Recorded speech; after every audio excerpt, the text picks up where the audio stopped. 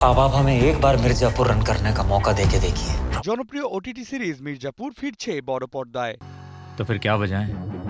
এ খবর কারো অজানা নয়। পরপর ৩টি সিরিজের নিখুঁত গল্পের গাঁথুনি আর সফলতা যেন এবার ভক্তদের দাঁড় করিয়েছে এক অগ্নি পরীক্ষায়। সিরিজের জনপ্রিয়তা কি আদৌ সিনেমার পর্দায় বাজিমাত করতে পারবে?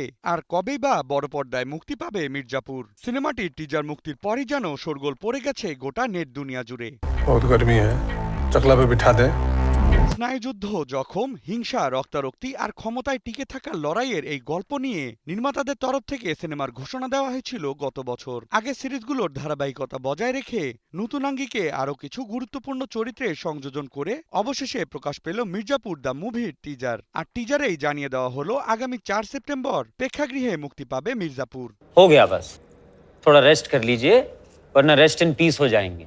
প্রায় ২.৫ মিনিটের টিজারে দেখানো হয়েছে এমন একটি গল্প যা ১৮ সাল থেকে প্রথম সিজনের প্রথম ঘটনার সঙ্গে মিল রেখে তৈরি করা হয়েছে, যেখানে কালীন ভাইয়া ও গুড্ডুর সঙ্গে রবি কিষান অভিনীত নতুন চরিত্রের সঙ্গে পরিচয় করিয়ে দেওয়া হয়েছে। माता जी यहाँ हैं, बहन यहाँ है, माँ बहन एक करने में आसानी होगी। এছাড়াও এই সিনেমায় ফিরে এসেছে প্রথম সিজনে মারা যাওয়া সেই বাবলু চরিত্রটিও। তবে বদলে গেছে অভিনেতা। ওয়েব সিরিজে এই চরিত্রে ছিলেন বিক্রান্ত মাসি, তবে সিনেমায় বাবলু হয়ে ফিরেছেন জিতেন্দ্র কুমার।